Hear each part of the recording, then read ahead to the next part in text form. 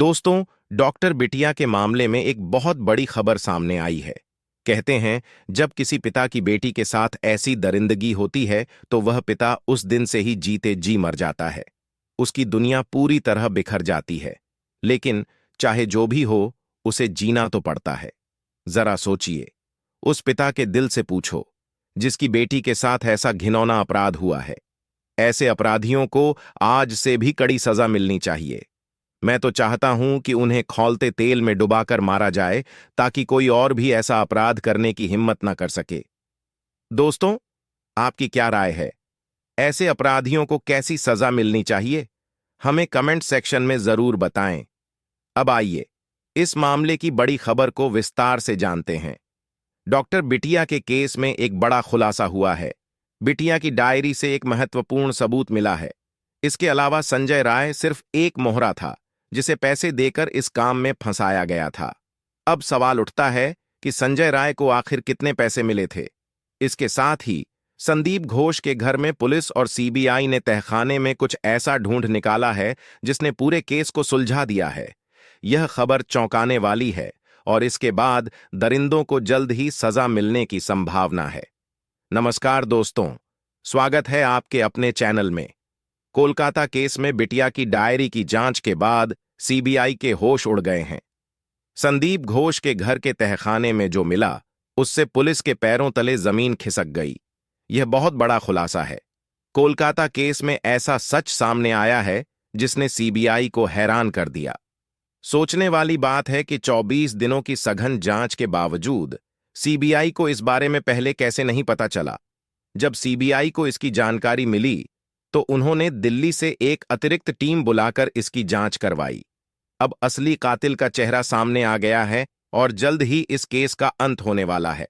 दरअसल संजय राय को 4 करोड़ 80 लाख में खरीदकर उसे आरोप अपने सर लेने के लिए जिस आदमी ने बोला था, उस आदमी का पता चल गया और यह घिनौना काम करने वाला इंसान अब सीबीआई के शिकंजे में आ चुका है। दरअसल बता दें कि सीबीआई को 7 ऐसे बड़े खबर के बारे में जानकारी मिली जो सीबीआई नहीं कर पाई थी। दरअसल सीबीआई को इन 7 बारों में जानकारी किसी चश्मदीद गवाह ने दी थी। चश्मदीद गवाह ने बताया था कि आप डॉक्टर बिटिया का मोबाइल चेक करो। जब सीबीआई ने मोबाइल चेक किया तो उसके पैरों तले जमीन खिसक गई। हमारे चश्मदीद गवाह ने बताया कि प्रिंसिपल के घर पर छापा मारो, और जब छापा मारा गया तो उसके तहखाने में से जो सच निकलकर सामने आया, उसे देख करके ईडी और सीबीआई दोनों की आंखें फटी की फटी रह गईं। चश्मदीद गवाह ने यह भी बताया कि बिटिया का जरा डायरी चेक करो।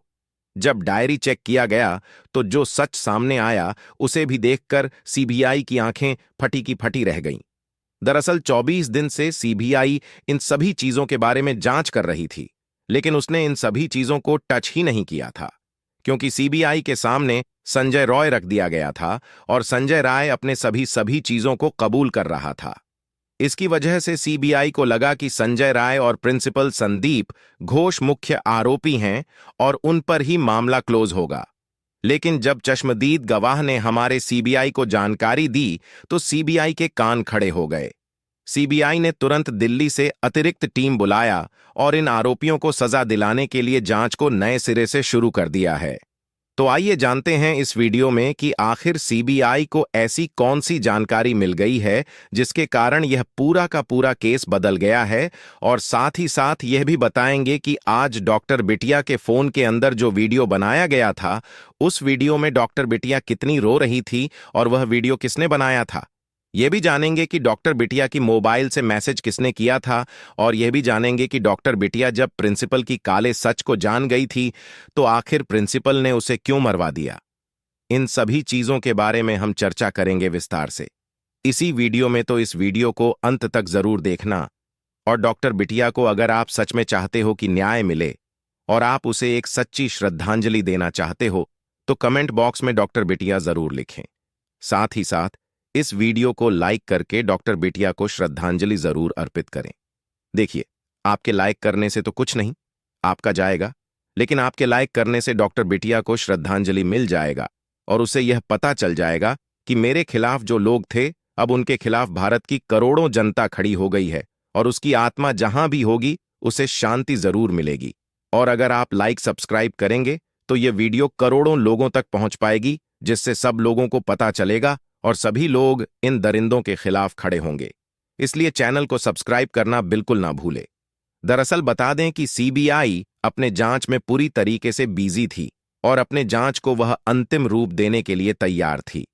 तभी अचानक एक चश्मदीद गवाह सामने आता है और सीबीआई को बताता है कि क्या आपने डॉक्टर बिटिया का फोन चेक किया। सीबीआई सन्न रह जाती है। वह कहती है कि डॉक्टर बिटिया का फोन क्यों चेक करना है। सीबीआई ने कहा, जरा आप चश्मदीद गवाह ने कहा कि जरा आप एक बार चेक करिए। फिर सीबीआई अपने टेक्निकल टीम को डॉक्टर बिटिया का फोन देती है और इसके बाद जो पता चला है, यकीन मानिए उसके कारण सीबीआई को अपनी पूरी की पूरी जांच को फिर से शुरू करना पड़ता है। दरअसल डॉक्टर बिटिया के मोबाइल में उस रात जो घटना घटी थी उसका वीडियो किसी ने रिकॉर्ड किया था।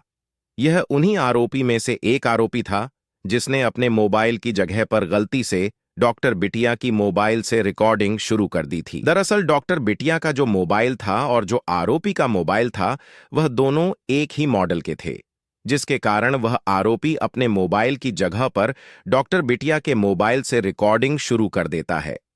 और जब उसे पता चलता है कि अरे ये तो दूसरे के फोन से रिकॉर्डिंग हो गया, तो वह तुरंत उस वीडियो को डिलीट कर देता।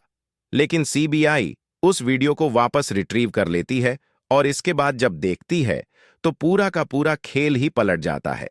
सीबीआई को सच में पता चल जाता है कि संजय राय को 3 करोड़ 20 लाख देकर के खरीदा गया है। एक थ्योरी के अनुसार बहुत पहले दावा किया जा रहा था कि संजय राय को फंसाया जा रहा है। संजय राय आरोपी तो है, लेकिन यह मुख्य आरोपी नहीं है। संजय राय ने बिटिया के साथ घिनौना काम किया तो था, लेकिन उसके साथ और भी थे। लेकिन सीबीआई को इसके खिलाफ कोई सबूत नहीं मिलता, इसलिए सीबीआई को लगता है कि लोग ऐसे ही कह रहे हैं। लेकिन जब बिटिया रानी के मोबाइल को चेक किया जाता है तो यकीन मानिए उसमें जब संजय राय की सच्चाई पता चलती है तो सीबीआई को यह समझ में आ जाता है कि सच में संजय राय को 3 करोड़ 20 लाख इसलिए दिए गए थे ताकि वह यह पूरे का पूरा जो जघन्य अपराध है वह अपने सर पर ले ले। तभी तो जब संजय राय को पहली बार पुलिस ने पकड़ा था, तभी संजय राय कह रहा था कि हां मैंने ही अपराध किया है, मुझे सजा जल्दी से जल्दी दो और मामला खत्म करो। तब भी पुलिस ने एक बार सोचा था कि आखिर संजय रॉय एक ही बार में अपराध को कबूल कैसे कर लिया। अभी तक तो हमने जांच भी नहीं किया, फॉरेंसिक रिपोर्ट भी नहीं आई और संजय राय अपने आप को आरोपी मान लिया। ये इसके पीछे 4 करोड़ 80 लाख बोल रहे थे। यही नहीं, एक चश्मदीद गवाह ने यह भी जानकारी दी कि प्रिंसिपल के घर पर छापा मारा जाए। इसके बाद ईडी और सीबीआई मिलकर के प्रिंसिपल के घर मौजूद एक तहखाना जो अंडरग्राउंड में बना हुआ था, उसमें जब छापा मारता है तो यकीन मानिए जो सामने निकल कर आता है उससे सीबीआई और ईडी दोनों हिल जाती है। दरअसल बता दें कि सीबीआई और ईडी को छापे में मिलता है 2000 कैसेट। जी हां, 2000 cassette, 7 memory card, 2 hard disk और कई अरबों रुपए और 1 लाख का कैमरा और साथ ही साथ बहुत सारे ऐसे इक्विपमेंट जो यह जघन्य अपराध करने में काम आते हैं। यह सब मिलने के बाद सीबीआई और ईडी तो दंग ही रह गए। इस पूरे केस को अब ईडी भी संभालेगी, क्योंकि इसमें अरबों रुपए का खेल और 4 करोड़ 80 लाख की रिश्वत की बात की गई है। तो अब इस केस में सिर्फ सीबीआई नहीं बल्कि ईडी भी इन्वॉल्व हो चुकी है। दरअसल बता दें, इसके साथ ही साथ यह भी पता चला कि बिटिया रानी को उस जघन्य अपराध के सबसे मेन आरोपी जो प्रिंसिपल है उसके बारे में पहले से पता चल गया था। दरअसल डॉक्टर बिटिया को लगभग 25 दिन पहले यह पता चल चुका था कि प्रिंसिपल संदीप घोष इस हॉस्पिटल में जो ब्लू फिल्म की शूटिंग करता है वह कहां पर करता है। उसके बाद डॉक्टर बिटिया ने उसके खिलाफ सबूत भी इकट्ठा कर लिए थे और राष्ट्रपति को सौंपने ही वाली थी कि उसके पहले ही उसके साथ यह घिनौना काम हो गया और डॉक्टर बिटिया इस दुनिया को छोड़कर चली गई। अगर डॉक्टर बिटिया आज जिंदा होती तो हमें कुछ और ही स्कैंडल सुनने को मिलता। लेकिन डॉक्टर बिटिया के जाने के बाद कितना दुर्भाग्य है कि उन्हीं का केस आज पूरी दुनिया में हर जगह वायरल हो रहा है और कौन नहीं इस केस में जानता है। इस केस की बात हर एक इंसान के कानों तक पहुंच चुकी है। यही नहीं, प्रिंसिपल के घर छापा मारने से लेकर बिटिया के घर के मोबाइल को चेक करने के बाद सबसे बड़ी खबर जो निकलकर यह आ रही है कि जो प्रिंसिपल को जो 4 करोड़ 80 लाख दिए गए थे, वह पैसा ट्रांसफर हुआ था संजय राय के पास। इसीलिए संजय राय पहले दिन से ही उन आरोपों को मान रहा था। यही नहीं, सीबीआई ने बताया कि जब हमने प्रिंसिपल के घर पर छापा मारा तो हमें कुछ सीडी और कैसेट मिले। हर सीडी और कैसेट में अलग अलग अस्पतालों की वीडियो रिकॉर्डिंग थी। इसके अलावा कई मेमोरी कार्ड भी मिले जिनमें इन वीडियो का रॉ फुटेज था। एक रिपोर्ट के अनुसार जब भी किसी वीडियो को शूट किया जाता था तो पहले उसे मेमोरी कार्ड में डाला जाता था, फिर यह रॉ फुटेज एडिटर के पास जाता था जो इसे एडिट करके सीडी या कैसेट में डालता था। इसके बाद इस वीडियो को ब्लैक मार्केट में बेचा जाता था, इसकी बोली लगाई जाती थी।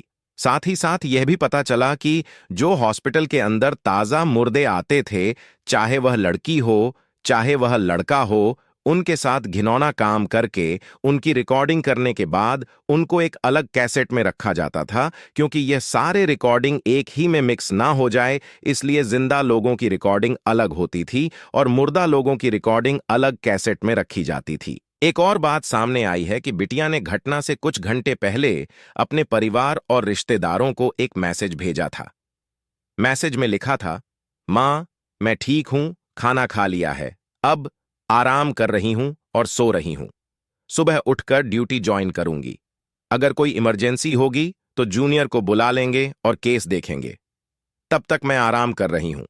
यह मैसेज देखकर परिवार वाले निश्चिंत हो गए थे।